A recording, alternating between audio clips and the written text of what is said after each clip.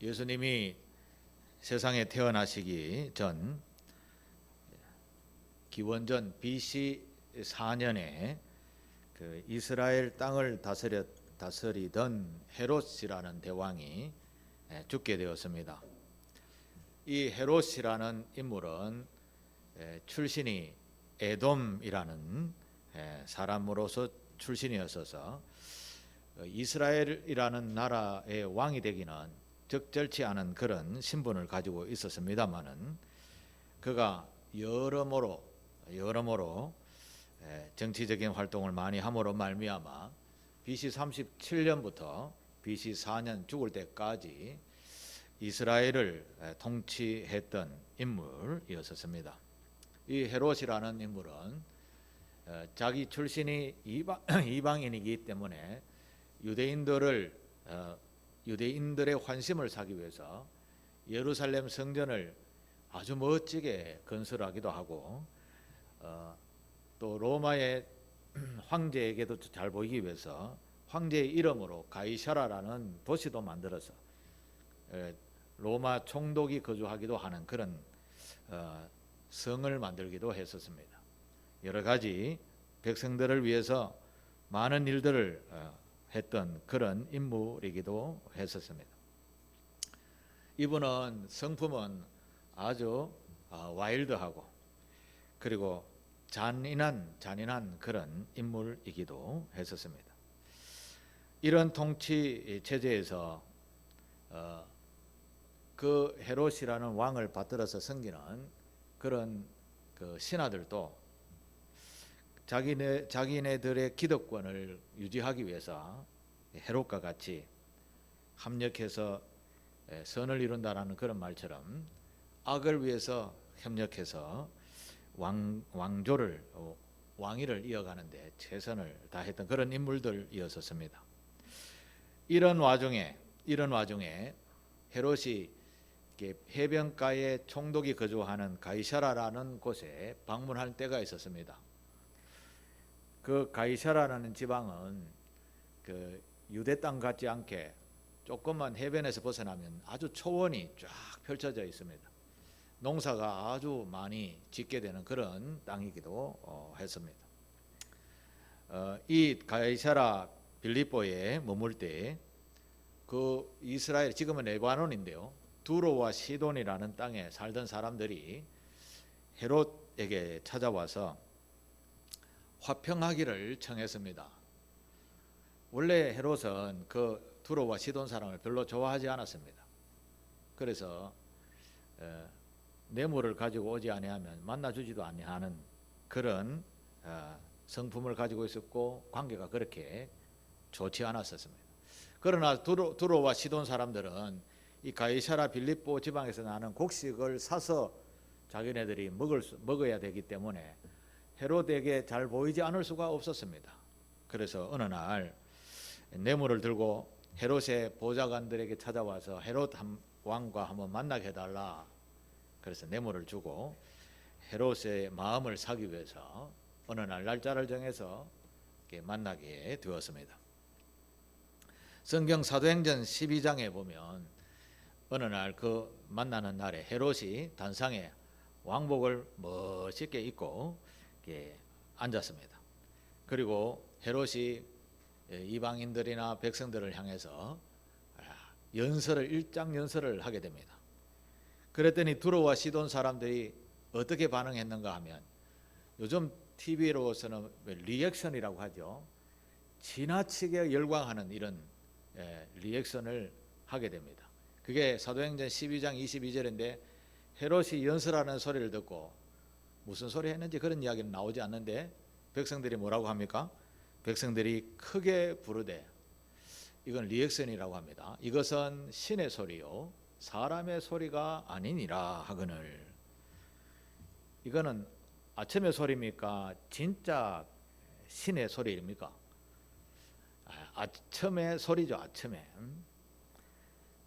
이런 아첨을 좋아하는 헤롯이 두로와 시돈 사람들이 와서 이렇게 칭찬하니까 기분 좋았을까요? 안 좋았을까요?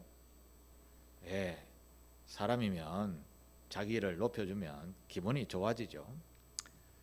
헤롯은 신의 소리를 가지고 있는 사람으로 추앙을 받게 되었습니다. 그래 맞아, 내가 거의 신에 가깝지. 이렇게 하다가 누구한테 얻어 터졌는가 하면 하나님 앞에 얻어 터지게 됩니다. 예. 성경은 이렇게 이야기합니다. 헤롯은 그 일로 인해서, 교만함으로 인해서 충이 먹어 죽었더라. 그게 BC 4년입니다. 성경에 보면 교만은 패망의 선봉이다 라는 말씀이 있습니다. 교만함은 멸망하는데 제일 먼저다, 심판받는 제일 먼저 제목이 교만함이다, 이런 말씀이죠. 사람은 어떤 사람이든지 겸손해야 합니다. 헤롯처럼 겸손하지 않고 오만하거나 교만하게 되면 시대를 막론하고 어떤 사람이든지 심판을 받는 그런 모습을 보게 됩니다. 오늘 우리가 살아가는 이 시대도 얼마나 교만한 사람들이 많은지 모릅니다. 우리 동네만 해도 뭐 그렇겠죠. 제가 차를 몰고 요 골목으로 내려가다가 양쪽에 차가 서 있어서 한 대씩 이렇게 쫙 신경을 써서 비키지 않으면 비킬 수가 없을 만큼 그렇게 좁은 골목을 지나가고 있는데, 맞은편에 오는 차가 서로 양보만 하면 지나갈 수 있는데 나보고 피하래요. 자기가 지나가야 되니까. 대뜸 하는 소리가 비켜서라는 거죠. 자기가 지나가야 되니까. 뭐 일면식이 있거나 친분이 있거나 이러면 그럴 수도 있다고 생각하죠. 그런데 전혀 모르는 분이 자기가 지나가니까 내가 비키라는 것이죠. 이걸 다른 말로 생각하면, 야, 순전히 자기중심적인 삶을 사는 그런 사람이구나라는 것을 우리가 느껴볼 수 있습니다. 아마 여러분들도 세상에 살아가면서 이런 사람들과 많이 만나면서 살아왔을 것입니다. 그냥 좀 이렇게 아는 사람이면 그냥 그럴 수 있지 뭐 하고 이렇게 넘어갈 수도 있습니다. 그런데 제가 돌아서서 가만히 생각하니까, 야, 이건 너무 좀 심하지 않는가라는 생각을 한 것이죠. 아니, 서로 비켜나가면 말을 안 해도 좀 양보하고 이럴 건데, 대뜸 그런 소리를 들으니까 저도 기분이 별로 좋지 않았습니다.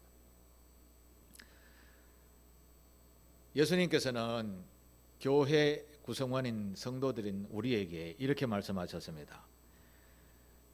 겸손하라, 온유하라, 그리고 너희는 세상의 빛이 되어라, 맛을 내는 소금이 되어라 라고 가르쳐 주셨습니다. 사실 이게 교회 성도들의 정체성인 것이죠. 교회는 어찌하든지 세상 사람들에게 감동, 감화, 맛있는 맛을 내어서 천국의 아주 맛있는 이 천국의 기쁨을 누리게 하는 것이 성도들의 근본 자세이기도 합니다. 이런 성도들의 근본 자세에 교만함이 들어오게 되면 교회는 세상으로부터 지탄의 공동체가 될 수밖에 없는 것이죠. 그래서 성도들은 내가 교회를 대표하는 사람이지 라고 생각하면서 어느 곳에 있든지 겸손함, 온유함, 그리고 자비를 가진 사람, 또 사랑이 많은 사람, 그리고 맛을 내는 사람, 이런 사람으로 비춰져야 될 줄로 믿습니다. 자, 그러면 우리가 성도로서의 제대로 된 삶을 살려면 무엇을 어떻게 해야 할까요? 성경은 이렇게 가르쳐 줍니다. 먼저 정결함을 가져라. 다른 말로 하면 우리 가운데 죄악된 죄성을 다 버려라. 그렇게 말씀합니다. 구약 성서에는 이런 이제 세상에 때가 많이 묻어 있는 사람이 하나님 앞에 나올 때 흠이 없어야 된다라고 하면서 그 번제라는 우리 죄악된 모든 모습을 다 하나님 앞에 내려놓고 번제로 우리의 죄를 씻어버릴 수 있는 그런 제사를 드렸었습니다. 그 번제에 속한 그 제사가 화목제라는 이름으로 하나님께서 드리라고 하셨습니다. 회개한다라는 말은 하나님과 관계가 회복이 되어진다라는 그런 의미가 있는 것입니다. 우리가 죄가 있으면 절대 하나님과 화목할 수는 없는 것입니다. 그래서 하나님께서 출애굽기 20장 24절에 이렇게 말씀을 합니다. 내게 토단을 샀고, 토단이라는 말은 흙으로 단을 샀고 라는 말이죠. 토단을 샀고 그 위에 내 양과 소로 내 번제와 화목제를 드리라. 우리의 죄 값을 양과 소로 대신하여서 화목제를 드리라. 내가 내 이름으로 기념하게 하는 모든 곳에서 내게 임하여 복을 주리라 라고 하나님께서 말씀하셨습니다. 여기에서 화목제라는 것은 히브리어로 셀렘이라는 단어를 쓰는데 온전하다라는 뜻이 담겨져 있는 단어입니다. 이 화목제는 우리가 온전해지기 위한 그런 제사인 것입니다. 하나님과 인간 사이의 분쟁, 그 다음에 깨뜨려진 관계, 이런 것이 화평함으로 쉽게 말하면 부모님과 자식이 대판 싸웠습니다. 이게 화해를 해야 되는데 무슨 계기가 필요한 것이죠. 옆에 있는 가족들이 네가 먼저, 네가 자식이니까 부모님에게 용서를 빌어라. 부모님은 이놈의 자식이라고 하면서 마음에 상처를 가지고 있는 이런 모습으로 평생을 살 수는 없잖아요. 그래서 누군가 와서 화해를 시키는 것, 하나님과 우리와의 화해하는 모습이 바로 이런 화목 제사로 하나님께서 제정하여 주신 것이죠. 그래서 화목제 안에는 감사제도 있고 서원제도 있고 자원제도 있는 그런 예배 형식이 있습니다. 자, 그러면 우리 또한 하나님과 화목하기 위해서 먼저 무엇을 해야 하는가라고 우리가 배워야 되겠죠. 그런데 참으로 놀라운 것이 있습니다. 오늘 본문 20절을 한번 보시겠습니다. 20절에 보면 구약 성서에는 사람이 하나님 앞에 먼저 나아가서 제사를 드리게 됩니다. 그런데 이 신약 성서 때 예수님 시대에 와서는 하나님이 인간에게 먼저 찾아오셨다라는 거죠. 화해를 청하셨다라는 거죠. 1장 20절 같이 읽겠습니다. 그의 십자가의 피로 화평을 이루사 만물 곧 땅에 있는 것들이나 하늘에 있는 것들이 그로 말미암아 자기와 화목하게 되기를 기뻐하심이라. 아멘. 하나님께서는 인간의 죄를 그냥 덮어주시고 죄 없다 여겨주시기 위해서 먼저 우리에게 십자가를 통하여서 화목을 청하셨다라는 것입니다. 세상에 어떤 신이 자기가 만들어 놓은 피조물을 향하여서 먼저 화목하기를 청하겠습니까? 그런 신 보셨어요? 바로 우리 하나님 한 분밖에 없으신 것입니다.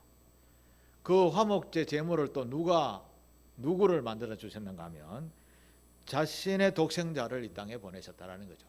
우리는 양과 염소를 택하여서 하나님 앞에 관계 회복을 원했습니다만 하나님은 먼저 자기의 독생자 아들을 우리에게 내어주시면서 화평의 은혜를 우리에게 먼저 제시하여 주셨다라는 것입니다. 그래서 20절 앞에 보면 십자가의 피로 화평을 이루사 이렇게 말씀하는 것입니다. 또 예수 그리스도는 이 하나님의 뜻을 또 익히 아시고 자신의 몸을 전적으로 다 내어주시기까지 했었습니다. 하나님께서 우리를 향한 이 화목의 제사는 사실은 논리적으로 해석할 수 없는 높고 넓고 깊고 긴 하나님의 세계 속에 속하는 것입니다. 인간의 사고로서는 해석할 수 없는 그런 하나님의 사랑의 표현이었죠. 그래서 그걸 우리는 십자가 은혜라고 이야기하는 겁니다. 은혜. 하나님께서 사람에게 이 십자가 은혜를 베풀어 주신 것을 우리가 어떻게 이해할 수 있겠습니까? 저 수영로 교회 이규현 담임 목사님이 성경 공부 교재를 썼는데 그 복음 기초반이라는 교재에 보면 이런 이야기가 나옵니다. 어떤 사람이 어떤 농부가 반려동물을 키우는데 그 중에 병아리를 키우고 있었습니다. 그런데 어느 날 보니 병아리가 시들시들 병이 들어서 죽어가고 있는 것입니다. 그래서 이 농부가 급하게 이 병아리를 데리고 동물병원에 갔습니다. 수의사 선생님이 그 병아리를 진료하고 난 뒤에 농부에게 물었습니다. 혹시 집에 송아지도 키웁니까? 그렇게 물으니까 그렇습니다. 집에 송아지도 있습니다. 그렇게 대답을 했습니다. 이제 수의사님이 이 병아리를 살리려면 이렇게 해야 됩니다라고 가르칩니다. 집에 가셔서 송아지를 잡아서 푹 고아서 그 고운 물을 병아리에게 먹으면 나을 것입니다. 이렇게 수의사가 처방을 내렸습니다. 농부가 가만히 생각했습니다. 이게 말이 되는 이야기입니까? 병아리 한 마리 살리려고 송아지를 잡다니 말이 안 되죠? 하나님께서 죄인인 우리를 구하시기 위해서요 자기 아들을 십자가에 내어주셨다라는 것입니다. 이것도 말이 됩니까? 말이 안 되시죠? 예수님이 왜 우리 같은 이 죄인을 위해서 십자가를 지셨는가? 그건 논리적으로 설명할 수 없는 것입니다. 그래서 은혜라는 단어를 쓰는 겁니다. 은혜. 은혜라는 것은 받을 자격이 없는 사람에게 베풀어 주신 하나님의 사랑, 예수님의 사랑을 이야기하는 것이지요. 예수께서 십자가를 지고 우리 죄를 대신 짊어지셨기 때문에 그분을 믿는 사람에게 우리에게는 영원한 지옥의 형벌이 사라지게 되는 것입니다. 그분을 믿는 사람은 또한 그의 자녀가 되는 것입니다. 그리고 아바 아버지라 부를 수 있는 자격을 얻게 되었다. 성경은 우리에게 그렇게 교훈하고 있지요. 예수님은 단지 좋은 이야기를 들려준 훌륭한 선생이 아닙니다. 예수님은 우리를 위하여 자신의 생명을 내어놓으신 분이시죠. 예수님은 우리를 죄와 죽음에서 건져내기 위해서 십자가를 지신 분입니다. 이렇게 하나님께서는 인간에게 먼저 이런 희생의 은혜를 가지고 우리에게 화평으로 나아오셨습니다. 먼저 모범을 보이신 것이죠. 바로 이 십자가 사랑은 우리 기독교의 핵심인 것입니다.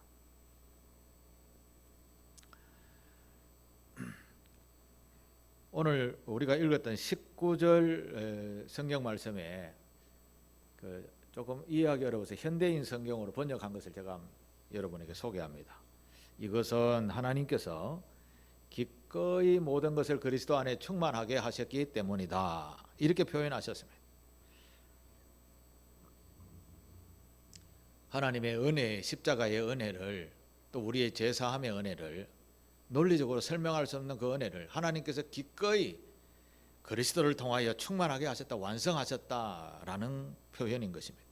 그래서 우리는 그 하나님의 은혜를 받았으니 먼저 화목을 청했으니 우리가 마음의 문을 열고 그 예수를 나의 주인으로 삼고 사는 것, 이게 바로 하나님과 화목하는 근본 자세인 것입니다. 우리는 이것을 신앙생활이라고 하는 겁니다. 신앙생활이라는 것은 내가 주인이 아니라 내 안에 그리스도가 주인 되는 삶을 사는 것, 그게 신앙생활인 것이죠. 그게 사도 바울이 잘 가르쳐 주신 것이죠. 논리적으로 설명할 수 없는 이런 하나님의 은혜를 우리가 받았다라는 것을 생각하면서 늘 감사하며 하나님과 화목하는 그런 저와 여러분 되시기를 축복합니다.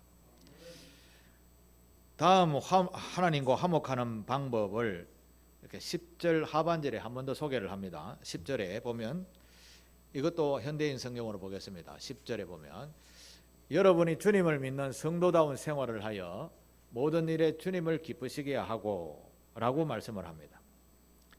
성도다운 생활, 성도다운 생활의 궁극적인 목적은 하나님을 기쁘시게 하는 것이라는 것이죠. 하나님을 기쁘시게 하는 것. 하나님을 기쁘시게 하면 자연히 화목하는 것이죠. 화목. 자, 하나님을 기쁘시게 하는 성도다운 삶은 어떤 삶일까요?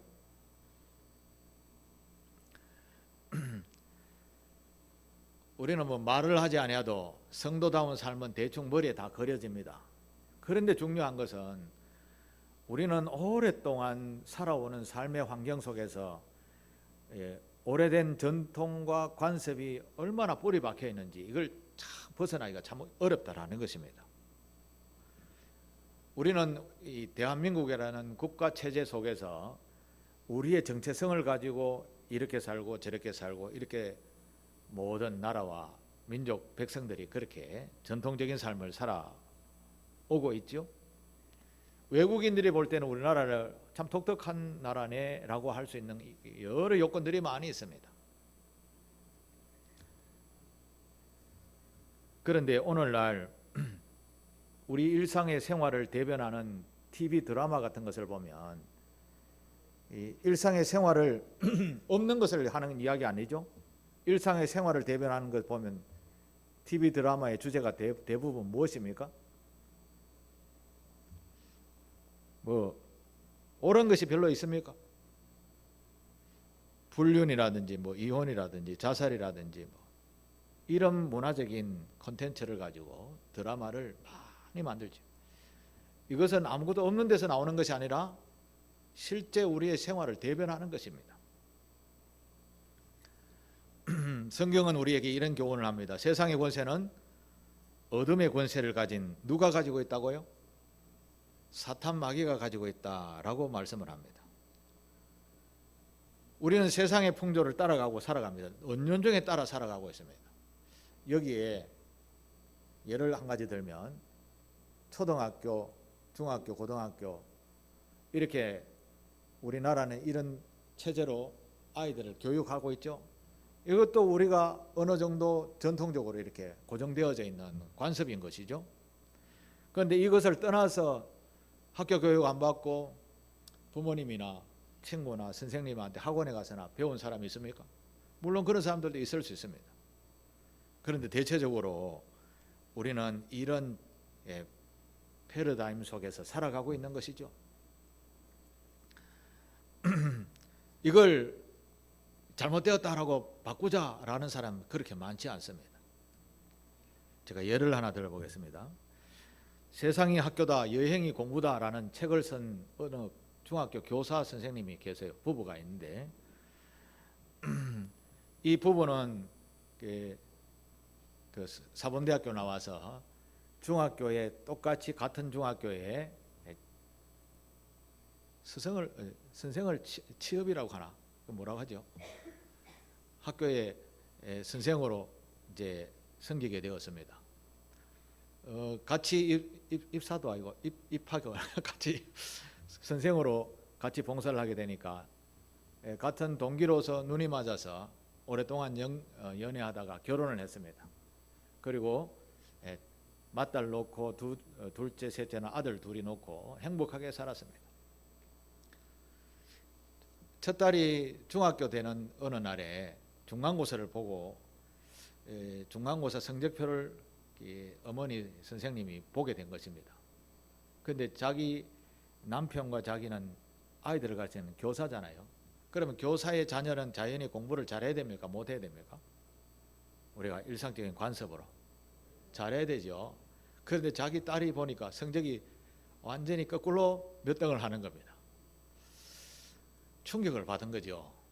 그래서 이 엄마 되는 여자 선생님은 아이들과 그 딸 아이와 함께 무려 4년을 퇴근하자마자 아이와 붙잡고 4년을 같이 집에서 가르쳤다고 합니다. 대학교 들어갈 때쯤에 되돌아보니까 딸과 엄마의 관계가 소원해져 있고, 이 딸과 아이가 이렇게 소원해지다 보니까 다른 가족들과도 관계가 서먹서먹해지고 부부관계도 소원해져는, 그야말로 교육의 위기, 신앙의 위기, 가정의 위기가 찾아오게 된 것입니다. 그래서 어느 날 이래서 안 되겠다라는 이 부부의 생각으로 100일 동안 새벽 기도 가서 하나님 앞에 한번 물어보고 결단을 내려야 되겠다라고 새벽 기도를 100일 동안 시작했다고 합니다. 100일이 지나고 난 이후에 이 교사 부부는 학교에 사표를 냈습니다. 우리 지금으로 말하면 꿀 같은 직장을 버렸습니다. 자녀들도 학교를 다 자퇴를 하게 되었습니다. 그리고 뭣도 생각도 아니하고 1년 6개월 동안 전 세계를 가족과 함께 돌아다녔다고 합니다. 여행을 했다라는 거죠. 여행하면서 여러 가지 환경들을 만나게 되죠. 가족끼리 싸우기도 하고 웃어가기도 하면서 그렇게 1년 반 동안을 전 세계를 돌아다니면서 많은 것을 듣고 보고 배우면서 돌아오는 그날에 보니까 가족이 완전히 회복이 된 것입니다. 그리고 난 뒤에 와서 새로운 인생을 행복하게 사는 가족이 되었다고 합니다.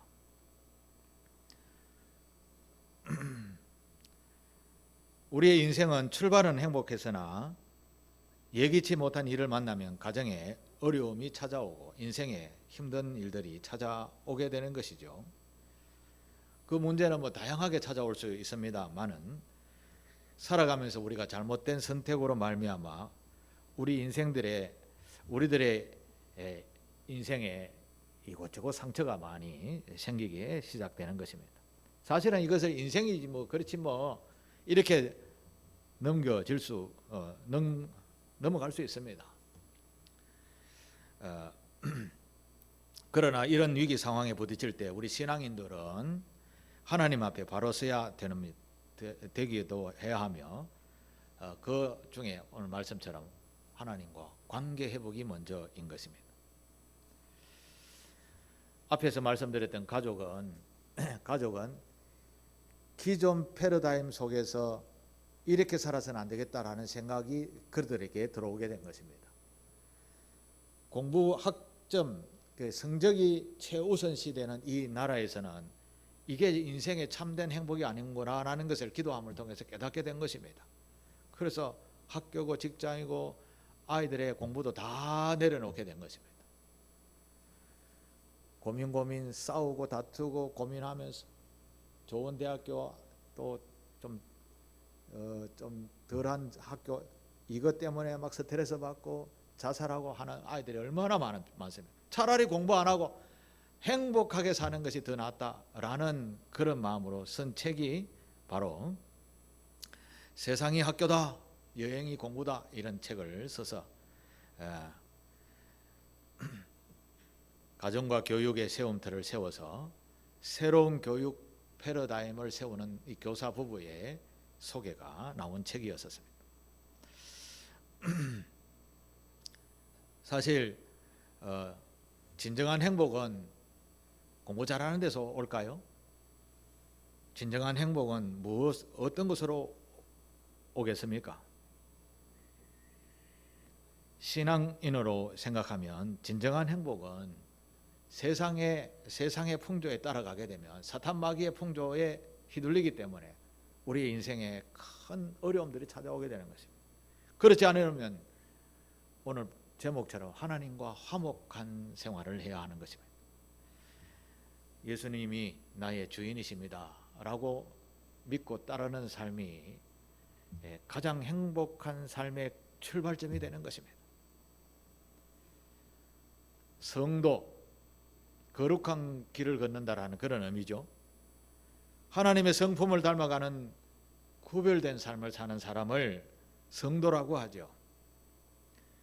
이 성도가 공중것에 잡은 악한 사단 마귀가 주는 이런 패러다임 속에 그 길을 걷고 있는다면 성도는 거룩한 걸음을 결국은 걷지 못하게 되는 것입니다. 그래서 우리는 하나님을 기쁘시게 하는 삶 첫 번째는 하나님과 화목하게 되는 것이죠.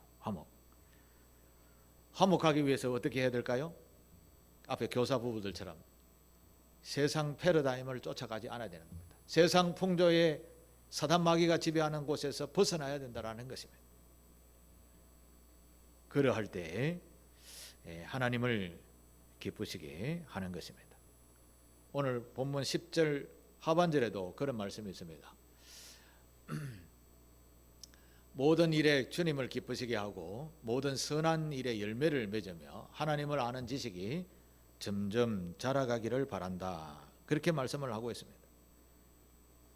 자, 그러면 성도다운 삶은 어떤 삶인가를 정리하고 말씀을 마치도록 하겠습니다. 하나님을 기쁘시게 하는 성도의 삶은 첫째 선한 열매를 맺으라고 하십니다. 선한 열매. 선한 열매, 어떻게 선한 열매를 맺을 수 있을까요? 제가 성경에서 선한 열매 많지만 몇 가지만 소개하겠습니다. 성경에서 선한 열매를 맺는 방법, 첫 번째 디도서 1장 3절 같이 한번 읽겠습니다. 시작. 자기 때에 자기의 말씀을 전도로 나타내셨으니 이 전도는 우리 구주 하나님이 명하신 대로 네게 맡기신 것이라. 이 선한 열매가 뭡니까? 전도하는 것이라는 거죠. 전도하는. 성도가 선한 열매를, 하나님을 기쁘시게 하는 선한 열매를 맺는 가장 첫 번째가 영혼 구원이라는 것이죠. 영혼 구원. 이 전도는 우리 구주 하나님이 명하신 대로 내게 맡기신 것이다 라고 하셨습니다. 이런 선한 열매를 바로 옆에 있는 이웃 사촌들에게 나누어서 함께 예수 믿는 저와 여러분 되시기를 바랍니다. 두 번째 선한 열매는 하나님을 찬양하는 것이다 라고 말씀합니다. 히브리서 13장 15절에 그러므로 우리는 예수로 말미암아 항상 찬송의 제사를 하나님께 드리자. 이는 그 이름을 정언하는 입술의 열매니라. 입술의 열매. 입술로 열매를 어떻게 맺습니까? 입술의 선한 열매는 찬송으로 하는 거예요. 찬송. 하나님을 찬송하는 겁니다. 하나님을 찬송. 교회에 나와서 찬송하는 것은 하나님을 기쁘시게 하는 것입니다. 이 찬송 부를 때 여러분은 그냥 곡조만 따라가는 것이 아니라 가사를 생각해야 됩니다. 그 가사가 사실 하나님을 높이는 가사로 되어 있고 찬양이 되어져 있는 것이 하나님을 찬양하는 것이죠. 그걸 이제 마음을 담아서 부를 때에 하나님께서 기쁘게 흠령하시는 겁니다. 대부분은 그냥 곡조 따라 부르는 것이죠. 이제부터 찬송하실 때 그 의미를 무엇인지 알고 찬송하시게 되기를 바랍니다. 우리가 가진 선한 입술의 열매가 되는 것입니다. 그리고 세 번째 선한 열매는 로마서 15장에 헌금하는 일이다 라고 말씀을 합니다. 선한 열매는 헌금하는 일이다. 제가 로마서 15장 26절 27절의 말씀을 제가 읽어드리겠습니다. 이는 마게도냐와 아가야 사람들이 예루살렘 성도 중 가난한 자들을 위하여 기쁘게 얼마를 연보하였음이라. 연보라는 말은 헌금이죠. 저희가 기뻐서 하였거니와 저희가 기뻐서 했다라고 합니다. 또한 저희는 그들에게 빚진 자니 만일 이방인들이 그들의 영적인 것을 나누어 가졌으면 육적인 것으로도 그들을 섬기는 것이 마땅하니라. 아멘. 이거는 제가 설명이 조금 필요하죠. 복음은 예루살렘으로부터 퍼져나가게 되었습니다. 여기서 마게도냐라는 말은 그리스라는 뜻이고 아가야라는 말은 그리스 지방의 밑에 있는 지방을 이야기하는 것인데, 그러니까 그리스 북쪽과 그리스 남쪽, 그리스 전체를 이야기하는 사람들인데 사도 바울을 통해서 복음을 받게 되었습니다. 그런데 복음을 받고 나니까 하나님이 주신 그 은혜가 너무나 크다라는 것을 알고, 야, 이거 어떻게 뭐 표현할 방법이 없는가 생각하고 있는데 예루살렘에 큰 가뭄이 들어서 먹을 양식이 없다라는 소식을 듣게 된 것입니다. 그래서 야, 우리 헌금을 해서 좀 보내자. 기쁨으로 헌금을 하자. 그런 이야기를 하는 것이죠. 그리고 이분들은 우리가 복음을 받은 것은 그 사랑의 빛을 졌다라고 생각하면서 영적인 것을 받았으니 우리는 육적인 것으로도 그들을 섬기는 것이 마땅하지 않겠느냐라는 말씀이 바로 로마서 15장 26절 27절의 말씀인 것입니다. 저는 성도 여러분에게 헌금을 잘 이야기하지 않습니다. 그러나 성경은 분명하게 말씀합니다. 헌금하는 일을 선한 열매 맺는 일이라고 말씀합니다. 그것도 기쁨으로 하시게 되길 바랍니다. 억지로는 하지 마시길 바랍니다. 복음을 받았다라는 이 기쁨이 사랑의 빛으로 생각해서 내가 무엇을 좀 갚아야지 라는 생각으로 이 본문에 나오는 말씀도 성도들도 그렇게 했다라는 것이죠. 그리고 이 바울은 이 헌금을 받아서 예루살렘으로 배 타고 가서 전해주는 일까지 사도행전에 보면 기록이 되어져 있습니다. 선한 열매, 헌금하는 일입니다. 또 네 번째 선한 열매는 하나님을 기쁘시게 하는 경건한 삶을 사는 것입니다. 경건한 삶. 갈라디아서 5장 16절 17절에 보면 내가 이르노니 너희는 성령을 따라 행하라. 그리하면 육체의 욕심을 이루지 아니하리라. 하나님께서 주신 성령의 감동으로 따라 살아라. 가르침에 받은 대로 따라 살아라. 그러면 육신의 정욕대로 살지 않는다. 이런 말씀이죠. 육체의 소욕은, 육체의 소망은 성령을 거스리고 육체대로 내 정욕대로 살려면 하나님의 말씀대로 안 사는 거죠. 성령님은 우리에게 늘 육체대로 살지 말라고 늘 이야기를 하시죠. 이 둘이 서로 대적을 하는 거죠. 그래서 우리가 선한 열매를 못 맺도록 하게 하는 것이죠. 그렇기 때문에 우리는 성령께서 주시는 마음과 생각을, 지혜를 받아서 행동으로 옮길 때 그게 선한 열매가 되어진다라는 말씀입니다. 이 선한 삶을 사는 것을 경건의 삶이라고 합니다. 구별된 삶이라고도 하고 거룩한 삶이라고도 하는 것입니다. 우리 상길교회 교우들은 다 이런 경건의 삶을 사는 교우들이 되시기를 바랍니다. 자, 그러면 말씀을 한번 정리해 보겠습니다. 우리는 근본 하나님의 피조물입니다. 그래서 하나님과 화목된 가정이 되어야 됩니다. 자녀가 되어야 되는 것이죠. 그러면 복이 있다라고 하셨습니다. 여러분, 복을 발로 차려면 세상의 풍조를 따라가면 됩니다. 그러나 반대로 복이 있는 삶을 살려면 주님이 가르치신 아름다운 열매를 맺어가는 삶, 먼저 화목해야 되는 것이죠. 먼저 화목하려면 먼저 우리에게 있는 죄를 사함을 받아야 된다고 했죠. 그런데 이 죄 사함은 하나님이 먼저 우리에게 죄 사함의 길을 열어주셨다라는 거죠. 예수 그리스도를 통해서. 그걸 우리는 은혜, 십자가 은혜라고 제가 말씀을 나누었습니다. 그리고 화목하기 위해서는 우리가 실제 생활 속에서 선한 열매를 맺어야 되는데, 첫 번째 선한 열매 뭐라고 했죠? 금세 잊어버렸죠. 첫 번째 전도, 두 번째 찬송, 그 다음 세 번째 헌금, 그 다음 네 번째 경건의 삶.